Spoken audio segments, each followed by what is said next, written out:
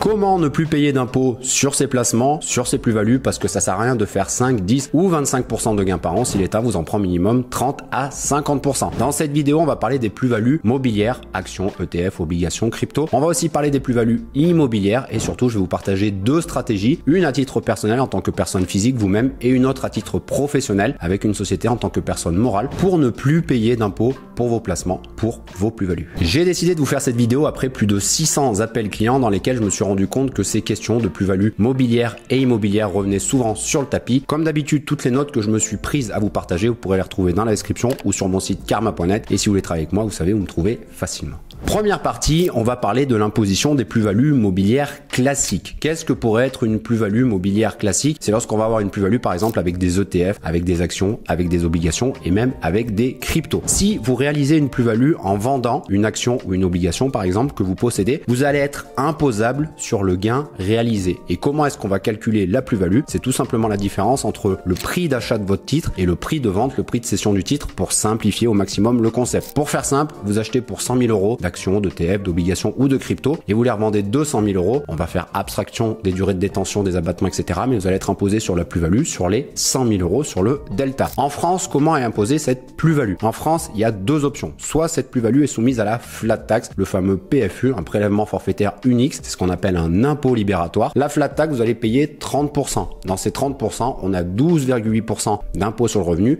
et 17,2% de prélèvements sociaux. Vous êtes donc libéré de l'impôt sur le revenu. C'est pour ça qu'on dit que c'est un impôt libératoire, la flat tax. Ce qu'il faut retenir, vous payez 30% et l'argent est à vous. C'est ça, la flat tax, l'impôt libératoire. Deuxième option, vous pouvez aussi choisir le barème progressif de l'impôt sur le revenu. Et là, comment ça marche? La plus-value imposable va être ajoutée à vos autres revenus, par exemple vos revenus salariés, vos revenus immobiliers ou d'autres revenus, etc. Les revenus sont alors pris en compte dans votre revenu net global. Si par exemple vous avez un foyer fiscal, que vous êtes marié et que vous avez un revenu global, ces revenus-là, ces plus-values mobilières vont être ajoutés. Le montant global est ensuite soumis au barème progressif. Ça, c'est les fameuses tranches. Au moment où je vous fais cette vidéo, ça va de 11 à 45% en France. Et vous devrez également payer 17,2% de prélèvements sociaux. Ce qu'il faut retenir, plus-value, c'est le prix de cession moins le prix d'achat. Et là-dessus, soit je paye la flat tax de 30%, soit je suis à l'option sur le barème progressif, plus les 17,2% de prélèvements sociaux. Ça, c'est pour les plus-values mobilières, je vous le rappelle, actions, ETF, obligations, crypto, etc.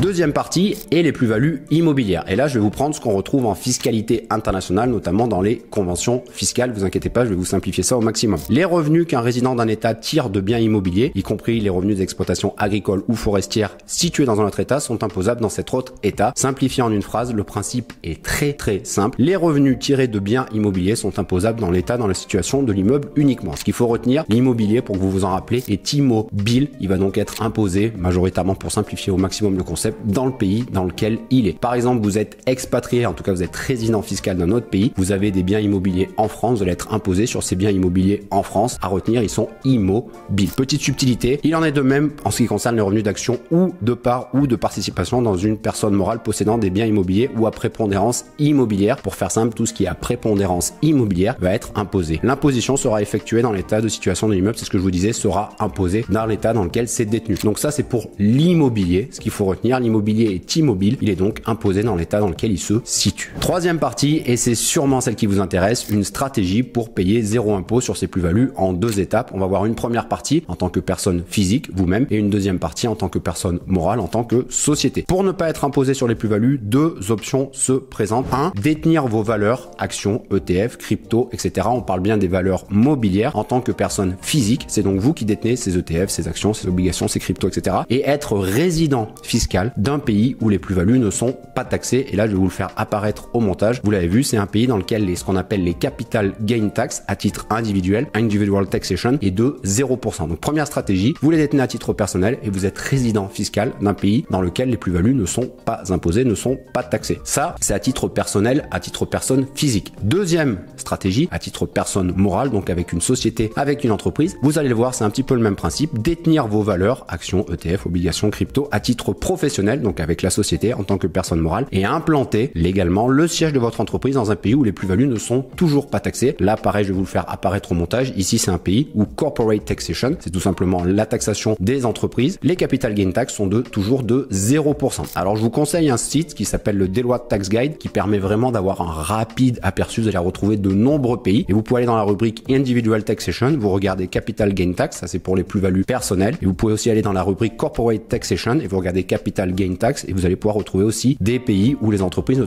sont pas taxées sur les plus-values. Vous allez voir, il y a énormément de pays. Mais première partie, attention, je vous le rappelle, il y a deux étapes. Soit vous détenez vos actions, vos ETF, vos obligations, vos cryptos à titre personnel en tant que personne physique et vous êtes résident fiscal d'un pays où les plus-values ne sont pas taxées. Soit vous les détenez bien sûr en tant que personne morale avec une société et vous implantez le siège de votre société avec tout ce qui va bien, établissement stable, substance économique, etc. légalement, dans un pays où les plus-values, les capital gain tax ne sont pas taxées. Ça c'est, on va dire, le premier étage de la fusée. Deuxième étage de la fusée, là c'est pour avoir l'argent dans votre poche, net in the pocket, pour ne pas être imposé et sortir l'argent. Toujours deux options. Première option, on parle bien de vous à titre personnel en tant que personne physique et on parle bien de valeurs mobilières, actions, ETF, obligations, crypto, etc. Toujours être résident fiscal d'un pays où l'imposition sur les plus-values est nulle. Ça c'est en tant que personne physique. Si vous les détenez en tant que personne morale avec une société, dans ce cas-là, il faudra être dans un pays, en tout cas résident fiscal d'un pays où l'imposition sur les dividendes est de 0% et on va aussi voir le cas de la France. Je vous l'ai fait apparaître ici au tableau. On retrouve ce qu'on appelle les withholding tax et ici on retrouve les dividendes. Vous le voyez, que ça soit en tant que résident ou même de non-résident dans ce pays-là, on n'a pas d'imposition. Premier exemple, je suis résident fiscal de ce pays où il n'y a pas d'imposition sur les plus-values. Je fais mes plus-values, l'argent est à moi, tout va bien. Je choisis l'option avec une personne morale. Dans ce cas-là, j'implante une de mes sociétés ou une société qui n'ait aucune imposition sur ses plus-values. Je fais des placements avec cette société. Je décide de me verser l'argent. Comme je suis résident fiscal d'un pays où il n'y a pas d'imposition sur les dividendes, je peux sortir l'argent de la société. Pas d'imposition sur les plus-values dans la société. Pas d'imposition à titre personnel pour toucher les dividendes. Zéro impôt sur mes plus-values. Et ensuite, on va voir un petit peu le cas particulier de la France et mon avis. Cas particulier de la France. Même si vous avez une société qui n'est pas imposée sur vos plus-values, je le redis, c'est important, on parle des plus-values mobilières, ETF, actions, obligations, etc., crypto, on parle pas des plus-values immobilières. On l'a vu, tout ce qui est immobile sera imposé dans l'état dans lequel c'est. Vous serez soumis à la flat tax de 30% pour sortir l'argent de votre entreprise. C'est-à-dire que si vous implantez le siège d'une entreprise pour faire du gain, pour faire des plus-values et que ces plus-values ne sont pas imposées, que vous êtes à 0%, même si vous sortez l'argent de la société pour le toucher à titre personnel, vous allez payer la flat tax à la France de 30%. Alors avec le type de structure que moi j'utilise personnellement et que parfois je recommande, c'est vraiment du cas par cas. Sur cette partie-là, c'est un des gros avantages qu'on a. On ne paye que 5% sur les dividendes et les sociétés qu'on a n'ont pas d'imposition sur les plus-values. Je vous laisse faire le calcul. Si je fais des placements avec ma structure, j'ai aucune imposition sur les plus-values, sur les capital gain tax. Et la convention fiscale entre ce pays-là et la France, elle a une petite particularité qui fait qu'on n'est qu'imposé qu'à 5% sur les dividendes. Ça fait que lorsque je veux me verser de l'argent, je ne paierai que 5% de dividendes à la France, rescrit à l'appui, ce qui fait que lorsque je fais des placements, je vais vous refaire le calcul. Imaginons que j'achète pour 100 000, je revends 200 000, j'ai fait 100 000 de plus-value, comme je l'ai fait avec ma société, zéro impôt. Et avec ce petit texte de loi, lorsque je vais me verser des dividendes en étant résident fiscal français, je ne paye que 5%. Alors non, c'est pas 0%, mais ça me permet d'avoir 5% sur tous mes placements mobiliers, actions, ETF, crypto, etc., etc. Donc pour moi, c'est super intéressant. Aujourd'hui, j'ai pas trouvé mieux, mais on peut encore et toujours faire mieux selon votre situation, selon là où vous êtes résident fiscal, selon là où vous allez implanter le siège de votre entreprise, de votre société. On peut atteindre le 0% sur ses plus-values, sur ses placements mobiliers, actions, ETF, crypto, obligations et avoir aucune taxation. Pour plus de contenu, tu peux naviguer sur la chaîne, tu verras, il y a plusieurs playlists, une sur bien sûr la fiscalité et l'optimisation fiscale française et internationale, une autre sur le business et le make money pour créer ou développer votre business et une autre plutôt sur mes apprentissages perso. N'hésitez pas à vous balader et si jamais vous voulez travailler avec moi, vous savez où me trouver et moi je vous dis à la semaine prochaine pour une nouvelle vidéo.